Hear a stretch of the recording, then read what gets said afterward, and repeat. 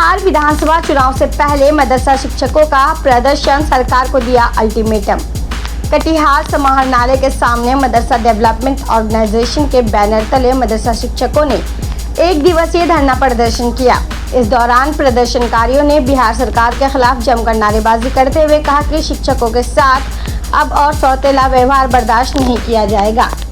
प्रदर्शनकारी शिक्षकों ने अपनी 5 सूत्री मांगों को सरकार के सामने रखा और चेतावनी दी कि अगर उनकी मांगों को जल्द पूरा नहीं किया गया तो इसका खामियाजा आगामी विधानसभा चुनाव में सरकार को भुगतना पड़ेगा। मुख्य मांगों में मदरसा नियमावली 2022 में संशोधन कर सभी अनुदानित मदरसों को अल्पसंख्यक संस्थान का दर्जा देने की मांग शामिल है। इसके अलावा शिक्षकों ने वेतनमान भत्ता, समान सम्मान और अन्य सुविधाएं लागू करने पर जोर दिया। शिक्षकों ने साफ कहा कि सरकार के पास 17 सितंबर तक का समय है, इसके बाद आंदोलन और तेज किया जाएगा। प्रदर्शन कर रहे हैं, कितनी सूत्री मांगे हैं, क्या क्या मांगे? आज जिला मुख्यालय में हमारा एमडीओ मदरसा डेवलपमेंट ऑर्गेनाइजेशन जिनका ऐलान था कि मदरसा के कुछ लंबित मांग है, जो मांग हम सरकार से बरसों से कर रहे हैं, मगर उन मांगों पर सरकार सहानुभूति पूर्वक उस पर उसने अमल नहीं किया है, विचार नहीं किया है।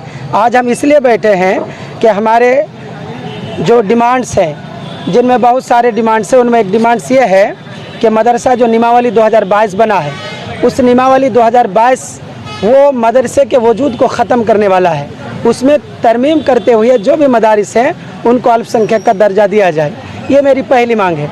दूसरी मांग ये है कि 15/2/2011 में ये फैसला लिया गया था, जिसका पत्रांक 162 है। उसमें यह कहा गया था कि मदरसा के नियोजित शिक्षकों को वही वेतन दे होगा जो वेतन स्कूल के नियोजित शिक्षकों को दे होगा। आपको अच्छी तरह मालूम है कि आज स्कूल के जो नियोजित शिक्षक हैं उनका वेतन 50,000 के आसपास है।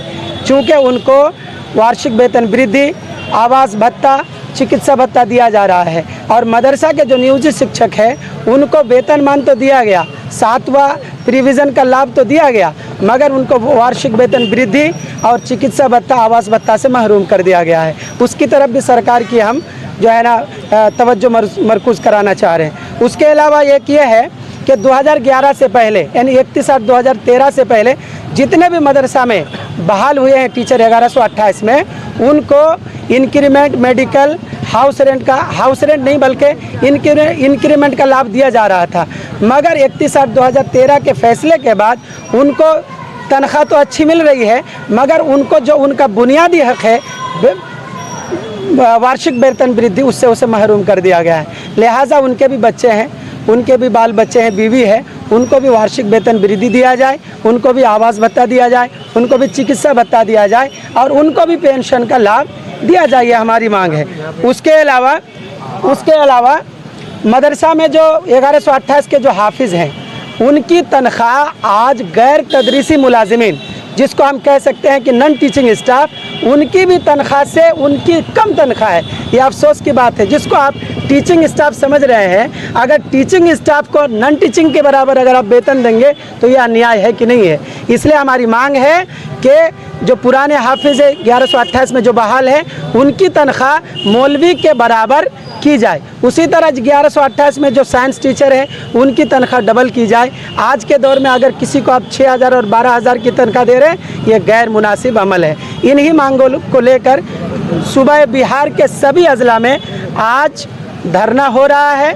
और इस धरना के माध्यम से और एक चीज़ हम आपको कहना चाहेंगे कि जो 1637 मदारिस हैं जिनको 14 सालों से आपने परेशान कर रखा है, 4-5 बार आपने इंक्वायरी करवाया है, उनको ग्रांट के ज़ुमरे में लाइए। अगर आप नहीं लाते हैं तो हम लोग यहाँ पे तहैया कर रहे हैं। हमारा बैनर आज जो यहाँ पे सजा है, ये बैनर गर्दनी बाग में 17 तारीख से सजेगा और अनिश्चितकालीन धरना में हम बैठ जाएँ। क्या नाम है?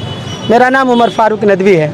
ये तो अगला कदम क्या होगा? अगर मांगे पूरी नहीं होती है तो आज जो हम लोग जिला मुख्यालय में धरना में बैठे हुए हैं, और ये मामला हर ज़िले का है, हर ज़िले में बैठा हुआ है लोग, और आज अगर मसले का हल नहीं होता है, आज हम लोग जो डीएम साहब को मेमोरेंडम सौंपेंगे और जो मुख्यमंत्री तक जाएगा, अगर इसमें मसले का हल नहीं होता है तो फिर हम लोग 14 तारीख को पटना में जो है कि पूरे बिहार के हर जिला के जितने भी जिम्मेदार हैं मदरसा डेवलपमेंट ऑर्गेनाइजेशन का, तमाम लोग जमा होंगे और वहाँ पे जाकर के हम लोग प्रेस कॉन्फ्रेंस करेंगे।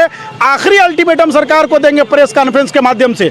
उसके बाद उसमें भी अगर सुनवाई नहीं हुई तो 17 तारीख से हम लोग जो है कंटिन्यू लगातार, चाहे वो 1637 का मामला हो, चाहे 1128 का हो, या 205 का मामला हो, या 609 का मामला हो, ये तमाम लोग एक प्लेटफार्म पर खड़ा होकर के टोटल नियोजित असातिज़ा, चाहे वो साइंस टीचर हो या नियमित टीचर हो, ये तमाम लोग मिलकर के वन साइडेड होकर के मदरसे में ताला लगा करके मुकम्मल तरीके से हम लोग पटना के गर्दनी बाग में बैठेंगे और तब तक बैठेंगे सरकार के खिलाफ जब तक कि हमारी मांगे पूरी नहीं हो। इसलिए कि सरकार का व्यवहार जो है हमारे साथ में बहुत सारा सौतेलापन हो रहा है। कई मरतबा हम लोगों को जमा किया गया और जो है बहकावा जो है लॉलीपॉप दिखाया गया कि आज आपका ये हो जाएगा वो हो जाएगा, लेकिन कहीं कुछ नहीं दिया गया और सरकार हम लोगों को कहीं ना कहीं छलावा कर रहा है हमारे साथ में। इसलिए जो है नीतीश की सरकार जो है, ये कहा जाता है सुशासन की सरकार है, तो हमारे साथ कहीं ना कहीं नाइंसाफ़ी हो रही है। यह आखिरी अल्टीमेटम है तमाम लोगों के तरफ से।